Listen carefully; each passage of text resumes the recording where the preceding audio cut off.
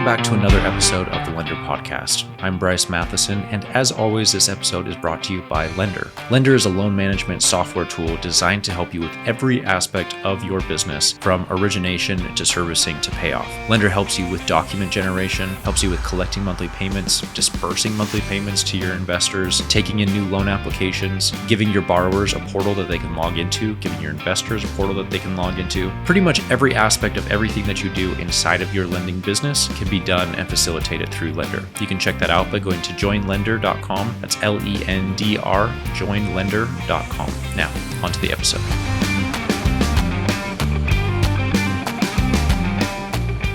I hate that I'm having to make this podcast episode in the first place because this should be something that is always top of mind, and yet it just becomes so everyday and normal that we get kind of nonchalant and cavalier with loan to value. And LTV at the core is the foundational, fundamental metric that we have to optimize around, because without it, we really don't have anything. We have zero security. We have nothing. And I've been reminded a little bit too frequently as of late that this is everything, both from personal experiences, but also with the market softening, and also some other stories that I'll share later on in the episode that illustrate why this number is everything. Too often we talk about the pros of private lending, which there are many. It is very profitable. It's a great lifestyle business. You can run a very small, lean team and have quite a large portfolio. But I'm often reminded, maybe not often, but I'm reminded as of late that all of the pain that I've experienced in private lending comes from me being too cavalier with this number and just willy-nilly saying, yeah, this is the LTV. LTV is everything, and without it, we don't have any sort of collateral or security that really makes it worthwhile. And private lending, like I said, we have so many great positive aspects of it, but you also have to remember we are lending hundreds of thousands of dollars. And if we mess this up, it could demolish your business really entirely. And it could also impact you personally, because I know a lot of private lenders who are not willing to let their investors lose money. And so guess where that money is going to come out of? Your pocket. So let me be very clear about this. LTV, loan to value, is the most important metric in private lending. And if you do not have this, you do not have anything. When LTV is right, almost any other problem is survivable. When it's wrong, nothing else saves you. And that may be a little bit extreme, but I really want to emphasize and bring that home that this is huge. This is truly everything, because without it, you don't have any sort of actionable things that you can take when anything goes wrong.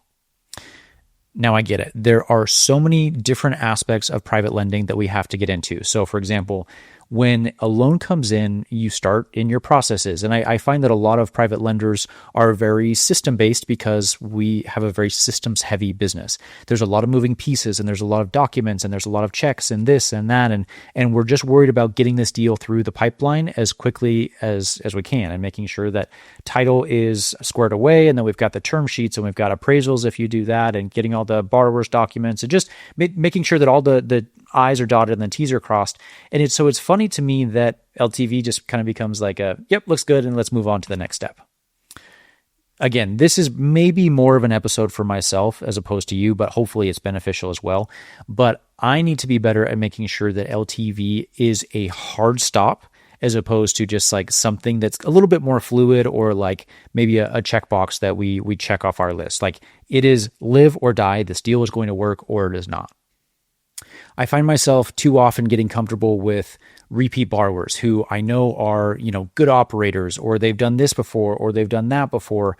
But with the softening of the market as of late, I'm seeing a lot of changes even within my own business with my excellent, grade A top tier borrowers, that things are starting to fall apart a little bit more, and things are taking longer on the market. And I don't want to say that I get lazy, but I definitely get a little bit more relaxed when it's a repeat borrower who has a history of 50 projects that they've done with us, and they've been able to perform on every single one of them.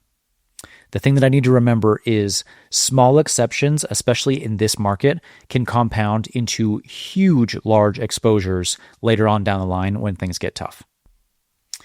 I guess what I'm really saying is it's not so much about LTV, but specifically the V part of LTV, the value.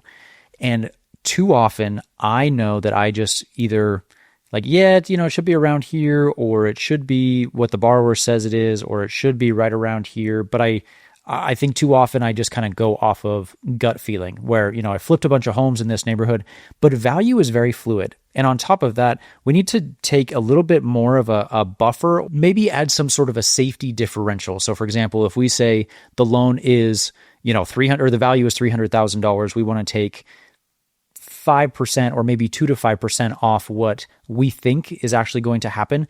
Because, for example, we had a killer project. We had a borrower who they set the ARV as 540. And I agreed with them. I thought this is a great project. And I do believe that that's what the value will be when it's all said and done, based off all these other comps in the area.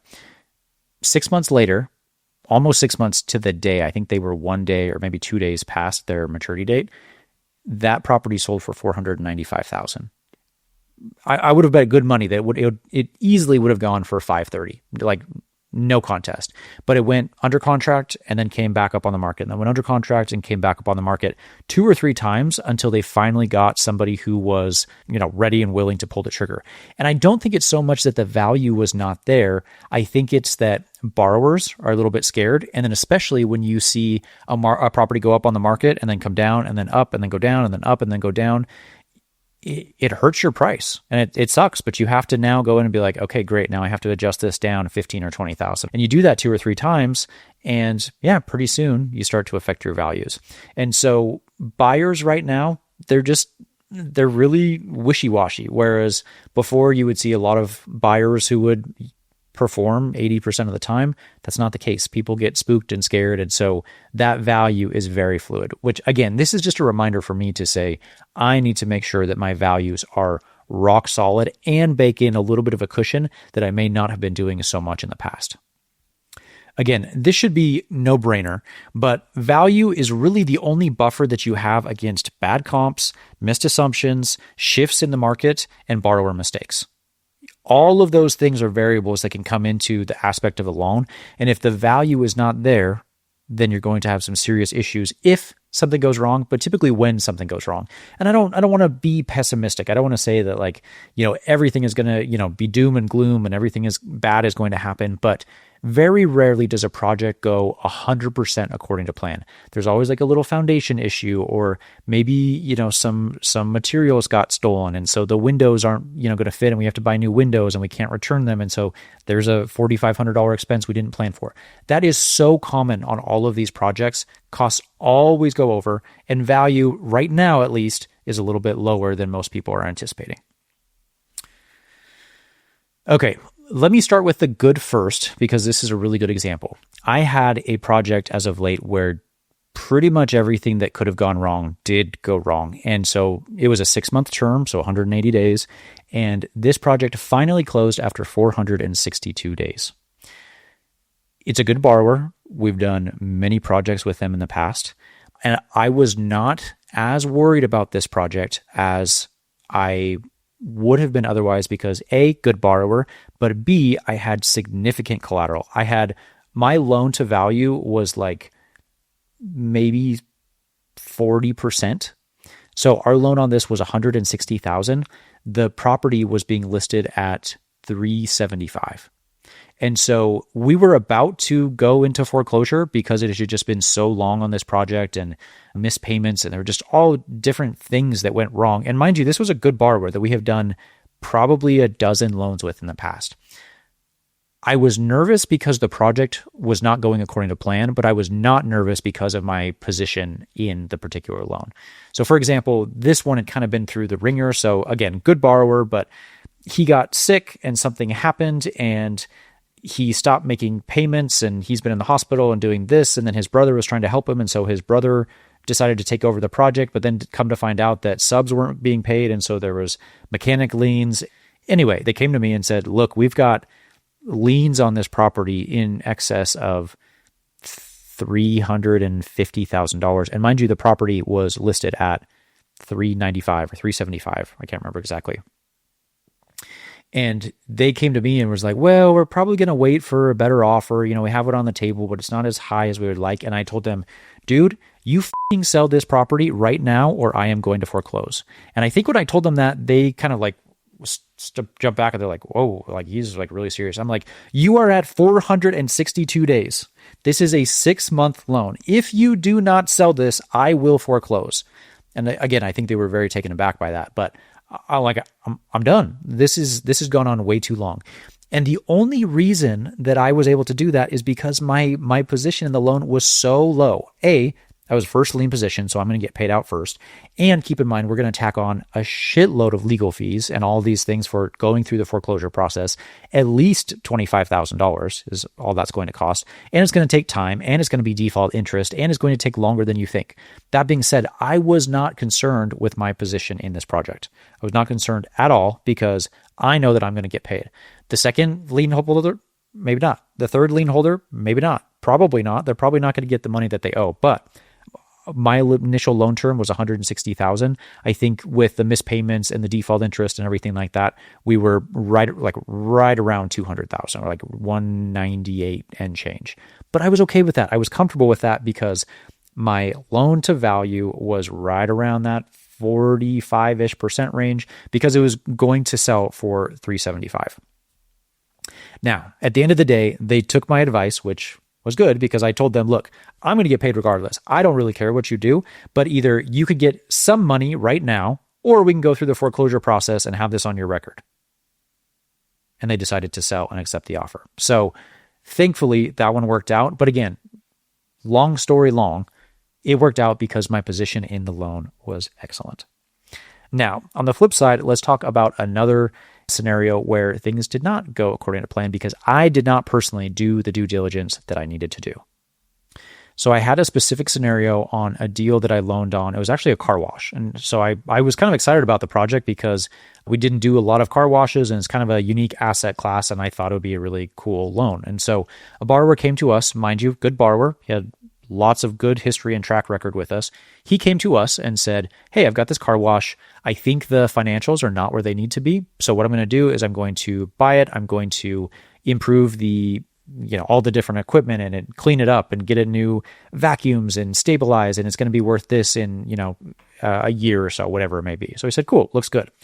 Because this was a good borrower and because I was a newer lender, I did not really assess the value like I should have. And on top of that, a car wash is difficult to value because it's not like a residential property. How do I run comps on another car wash that's down the street? The data is not there. It's very difficult, right? And so I took the borrower's numbers at face value, and that was it. I did not do any other due diligence other than that. And right now I'm kicking myself because this project did go south. Again, we were frankly, we still have this loan on our books, and it still luckily is going to work out. I think it'll be just fine, but it is well over 600 days. And a lot of you would say, okay, why are you not foreclosing? That's the point of this episode. The point of this podcast episode is there is nothing to foreclose on. If I foreclose, nothing will happen. The borrower is more than happy to just do a deed in lieu and I can take this project back. But we're probably going to lose $60,000 on this project because this was a project that we did 2+ years ago and I trusted the numbers, and the market looks significantly different back then than it does now.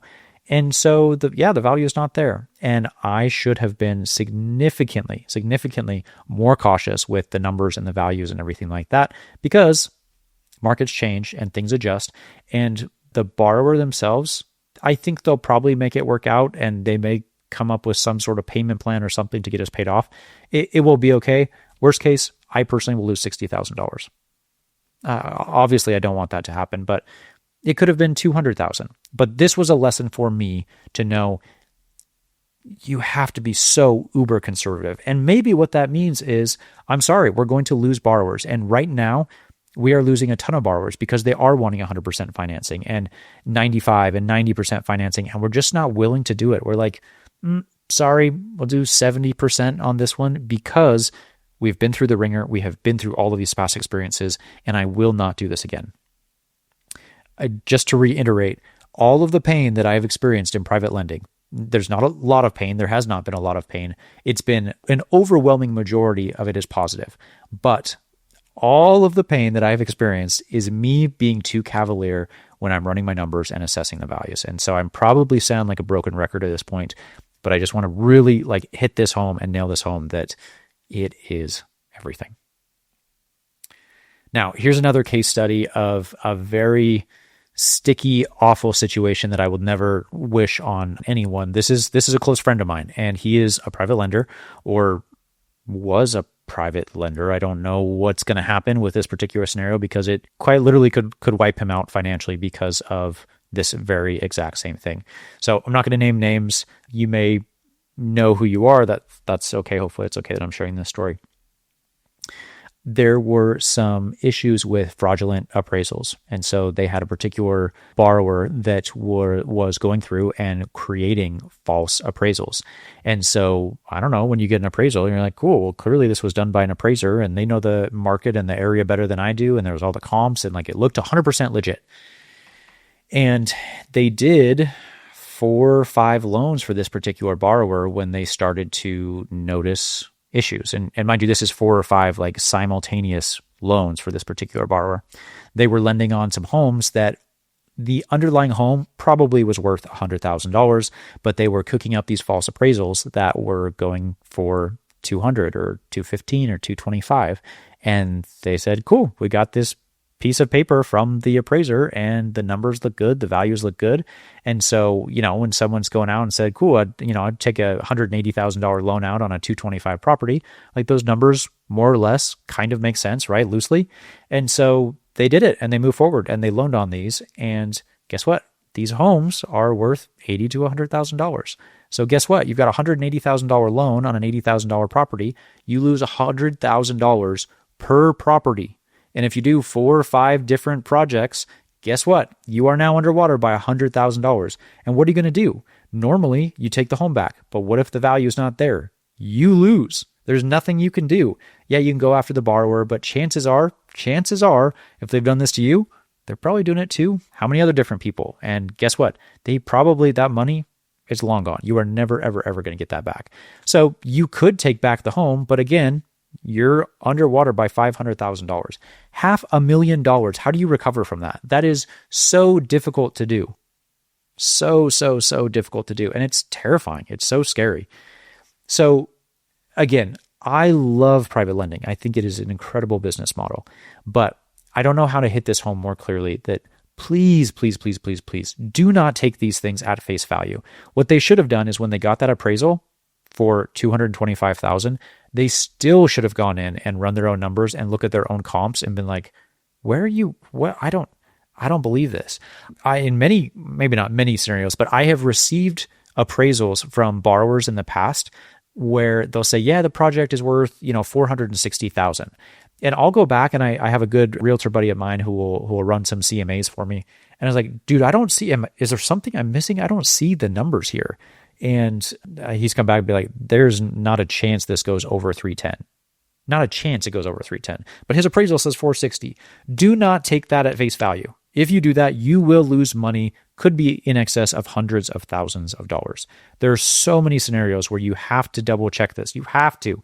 Otherwise, you will lose hundreds of thousands of dollars. So it's scary. It can be very terrifying. That's not my goal. My goal of this episode is not to say run far away from private lending. What I'm saying is people get too cavalier. It is so easy just to like get in the daily grind and you just move like, okay, here, move this. We got a loan application, move it to the next phase and get the documents and move it over to funding. Cool. Good. Run your numbers and look at the value because it is everything. It is everything. I think the last thing, and then I'll kind of like bring this home, but you can fix your processes. You can fix your systems, but you cannot fix collateral after closing. You cannot reject a deal after it's funded and it's closed. And no doubt, right? But I really just want to hit that home. Once it's funded, like there's really not a whole lot that you can do. If the collateral is not there, you will lose money. I think the other thing to remember is good borrowers, they still default.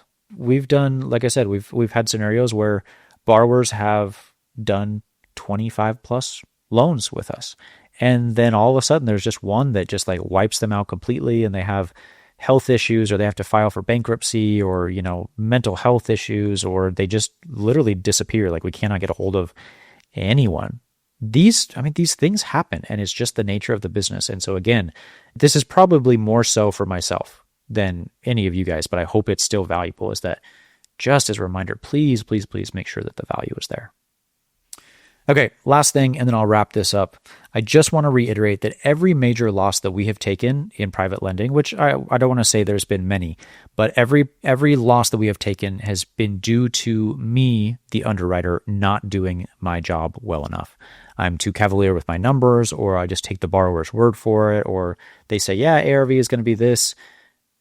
No, stop it. You are the one who makes the final decision, and at the end of the day, it's your ass on the line that decides we're going to do this or not. And when it goes south, there's no one to blame but yourself. LTV discipline is the difference between long-term success and compounding risk. And I truly believe that. I really do. So if you take anything away from this episode, please, please, please, please do this one thing. Protect the LTV, and the LTV is going to protect you later on down the line. It is everything. There is nothing more important in private lending than making sure the value of the collateral is there. And so again, I have turned away many borrowers as of late. Like I would say the overwhelming majority of loans that come in, we do not fund. I think right now our close percentage is around 20% of the projects that come in, because borrowers are they're wanting too much money, and there is no cushion, there's no room unless they're willing to bring significant cash to close, which most borrowers do not want to do. We can't proceed. For example, we're about to do a loan on an 8-unit complex, and the ARV is probably $2.7 million. It's a $600,000 loan. $600,000 loan on 2.7. What is that? 600 divided by, that's a 22% LTV. I'm okay with that. I'm okay with that all day long, 22%. That's a no-brainer, because if they default, guess what happens? I mean, this could be the worst default on the planet, and they could burn down half the units and like run away, and it could go on for 700 days. I'd be okay, because I'm going to make my money and then some, because the value is there. So I'll quit rambling now. That's it for this week's episode. Please, please, please, please. I'm seeing too many scenarios start to pop up with the market kind of being more difficult than it has in the past, and value is everything. So that's it for this week's episode. Thanks for listening. We'll catch you next week.